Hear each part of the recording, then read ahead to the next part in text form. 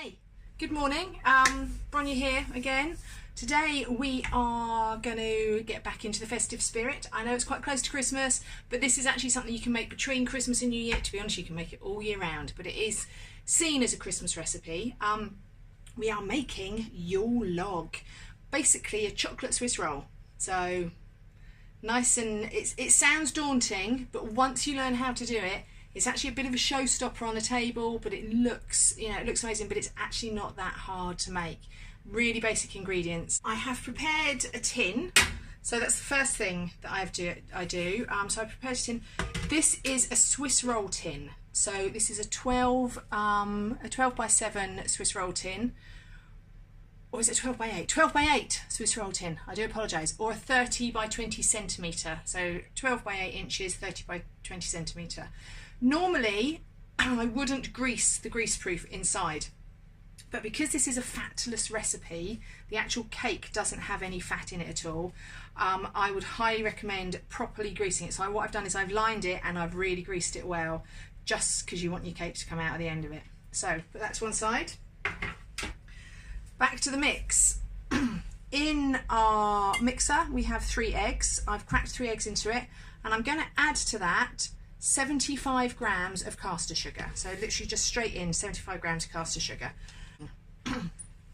So I've got a bit of frog in my throat this morning, I do apologise. So I'm going to put the whisk in. Now I'm not going to make you stand and watch me do this, because this is going to take 8 to 10 minutes and it's going to be noisy, but basically what we're going to do, we are going to start on a low speed and then we're going to build it up a little bit, and we're going to whisk it, like I say, 8 to 10 minutes, and it's going to at least double, possibly triple in size. It's going to be all nice and fluffy and full of air. So here we go.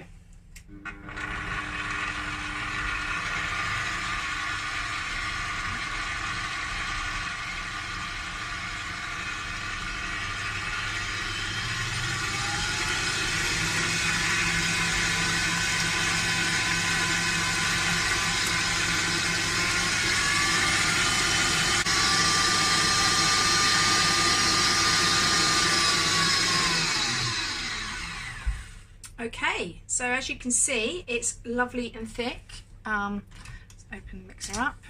It has the consistency of probably double whipped cream. See that gently. These glass bowls are a bit of a nightmare, to be honest. So we always worry that they're going to break. So take that out.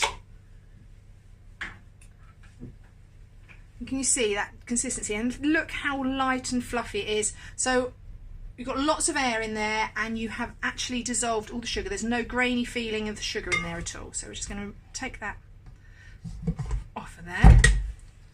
Move my mixer to one side, so we don't need that anymore.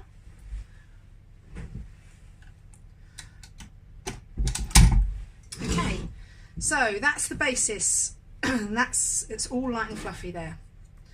Right, so next thing we're going to do, we are going to add the dry ingredients. We need to sift these because we've got so much air in there, we don't want to lose that air. So next we've got 65 grams of plain flour goes in, 15 grams of cocoa powder, because after all this is a chocolate Swiss roll. If you want to make a vanilla Swiss roll or just a plain Swiss roll, don't add the cocoa, just do 75 grams of flour instead. And I'm going to add a teaspoon, a very level teaspoon of baking powder. So move all that away. And we're going to sift that in to make that all light on top.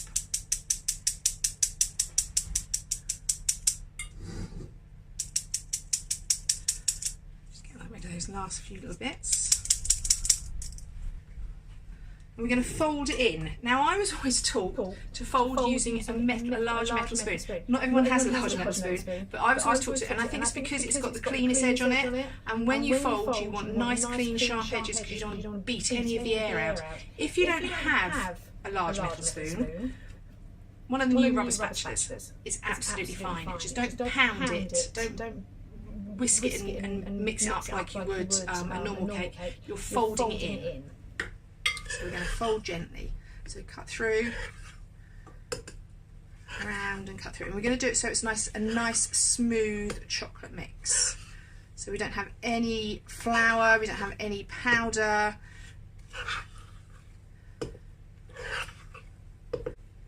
Okay, so you can see it's still lovely and fluffy. There's no powder, you can see the air in it still, which is lovely. It's like a mousse almost. And we're going to pour it into our Swiss roll tin. So just pour it all out into our Swiss roll tin.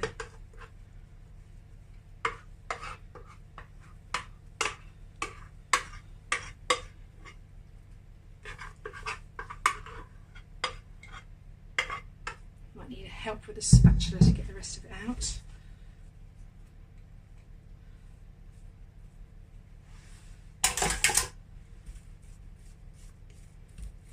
Don't want to waste any. I know kids love to lick the bowl and all of that, but quite frankly, you want every little bit of this.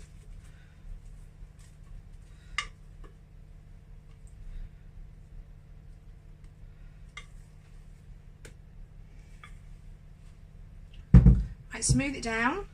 Because it doesn't have an egg, it doesn't have any fat in it, it's not going to naturally smooth when you bake it, because what usually happens when you bake is that the fat will start to melt and it naturally smooths it out in the cake tin. You don't have that with this, so you actually do have to get it as flat as you can before you put it in.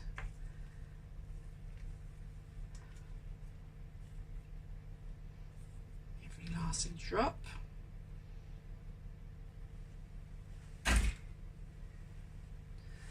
So I've preheated my oven, just add it down to flatten it.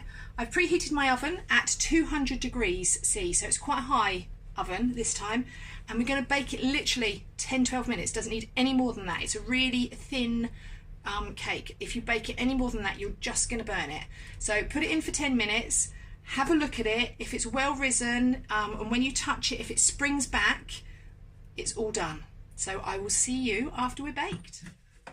Back, cake's out of the oven. It was in the oven for 11 minutes, my one, but as you can see, if you just push it, it just springs back. It's quite firm, which is fine, and it just all springs back. While it's been in the oven, what I've done is I've prepared the next step, because we need to do this fairly quickly.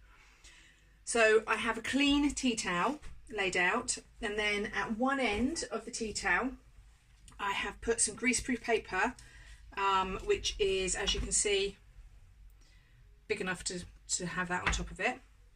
And then I've just sprinkled some caster sugar over the top, because we're going to roll it straight away while it's warm, so it just forms in that, as it cools, it forms in the roll. So now I've got asbestos fingers. I've been baking a long time, but you may need tea towels to hold this. So just turn it out, take that away. We're going to very carefully peel away the paper, and hopefully if you have greased your paper well enough, it will just come off quite easily. The heat come out of that, and steam come out. And we're literally just going to get rid of all the crunchy edges. This is the baker's perks. Crunchy edges means you've got something to eat, which is always pretty good. Best bit about being a baker. Baker's perks. So we're just going to take all the crunchy edges off straight away. Just really thin slices, because you don't want to cut too much cake away. You do want to have some left.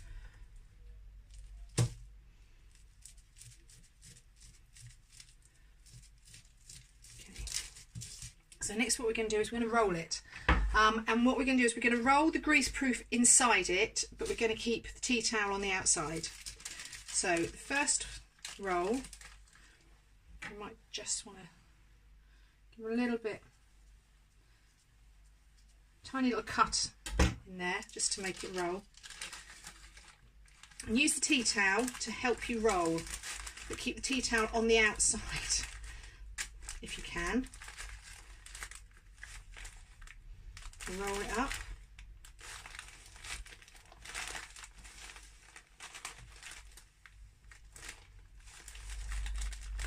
You see, we're just rolling it really nice and tight all the way over.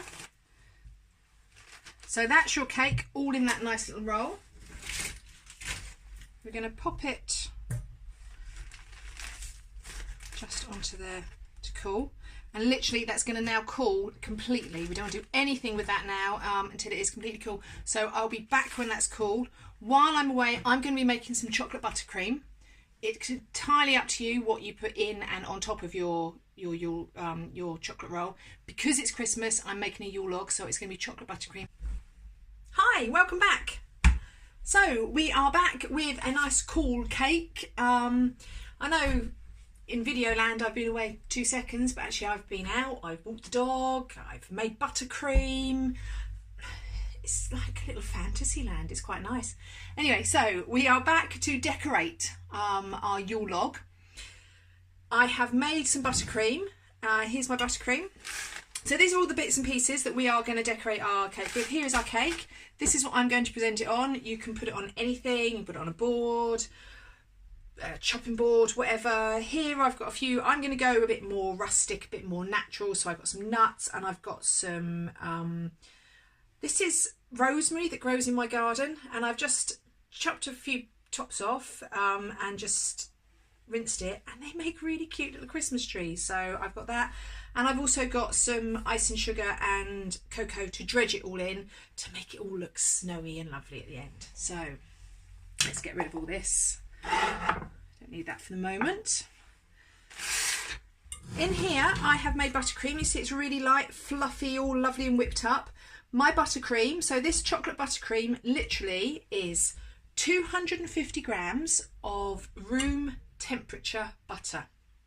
So it's softened, nicely softened butter. Also in there is 425 grams of icing sugar and 75 grams of cocoa, all whipped up. Now I use the paddle attachment on my mixer, and I mix my buttercream for a good 5 to 10 minutes. You need to get lots of air in to make it light and fluffy. You see it's really, really scrummy looking. Okay, so put that to one side, and we are going to undo the cake. So this is the cake all cooled. Now you may get some cracks. It doesn't matter. We're covering it in buttercream, but to be honest, you shouldn't get any cracks. So as you can see, it will naturally. So there's a few little cracks that have formed, but it's not too bad. So roll it all out flat again. Now I am going to put buttercream on mine because it's Christmas. It's a bit of a family tradition, to be honest. I make a Yule Log nearly every year.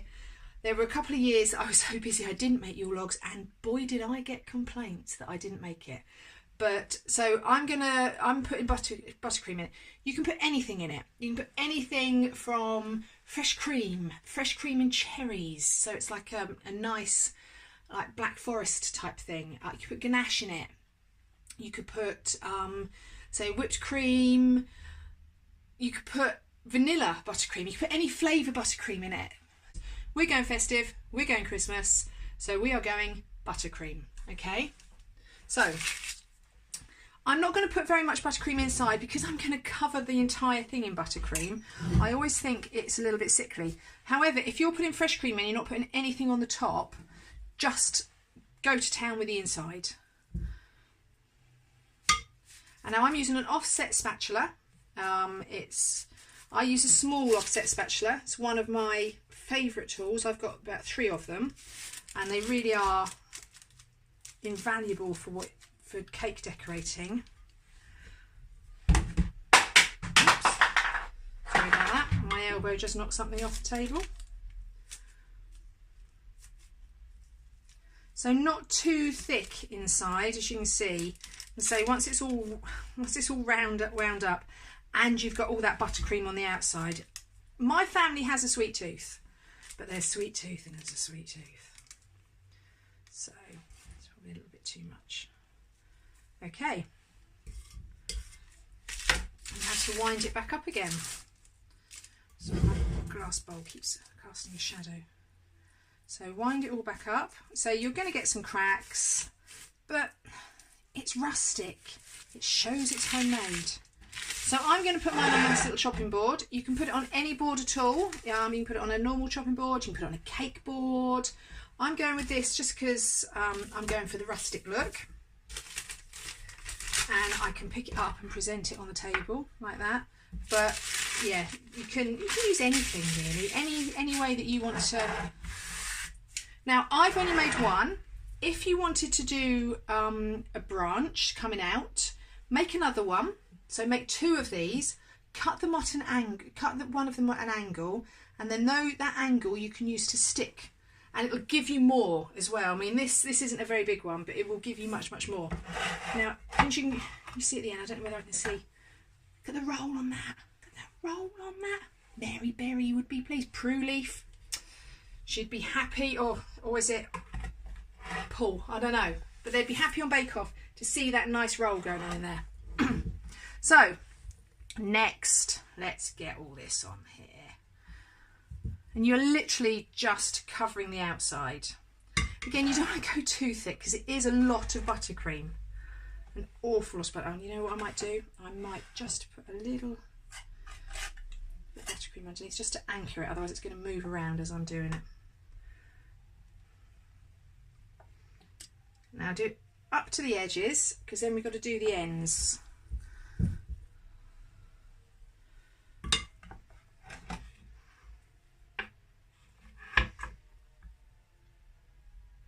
If you've got a turntable at this point may be a good idea, so you can move it around easy. I have got a turntable, but I don't know how it would work on the overhead shot. And as this is only my second tutorial, and we're all learning at the moment, I haven't used a turntable this time. But turntables are a huge help in cake decorating.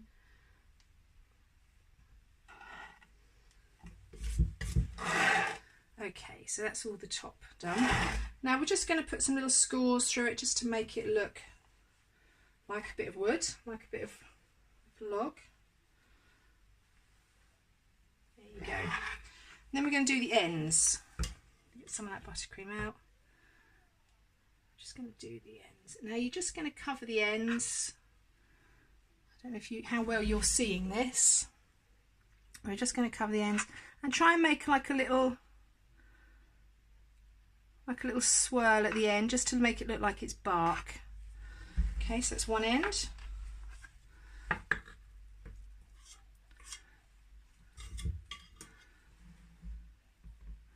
And any that you've pushed to the ends as you're doing the top, just move down to the very ends. Now, there's always a fight at our Christmas. Who has the end with the most buttercream? Usually one of the kids win. To be honest, the adults fight, but they don't really like it because it is really quite sickly. Okay.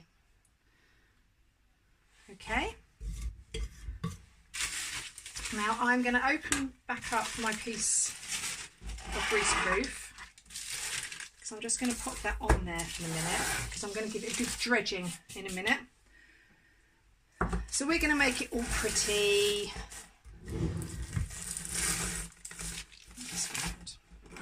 Oh, fingers and thumbs, what am I doing? Come on, get a grip on you. Right, is that in shot? Okay. So I've got, let's say, bits of rosemary, and I've got a few walnuts just to pop on, and some pecans. You can put anything on. You know, we over the years we've done all sorts of things, from fondant, snowflakes, to polar bears, to holly off the tree. If you are using holly, if you're using a natural product like holly, you can use it, it's not a problem. Snip it off the tree, and then literally just wrap the stem in a little bit of tin foil, so when you push it in your cake, it doesn't, the actual holly doesn't touch the inside of your cake. Now I'm not sure how these are going to stand up now I put all those on, but hey, let's give it a go. Yeah, that was easier said than done, wasn't it, Bronya? Right, I'm going to just wedge it under some of those. There you go, look at that. Ah, it's quite pretty. Now I like to use odd numbers. Nature is odd numbers. Okay, and then in here I've got icing sugar and a little bit of cocoa. So give it just a good dredge in, make it look all festive. Okay. Look at that. Look at that. Doesn't that look just the festive centerpiece? And how easy was that? There's nothing hard about it. Really, really easy. Give it a go yourself. You can have it Christmas Day if you can get in quick. If not, so it's a great treat between Christmas and New Year. When you're fed up of turkey and you're fed up of Christmas pud, make a chocolate Yule log. It's amazing. Enjoy Christmas, have a lovely time, and I will see you on the other side.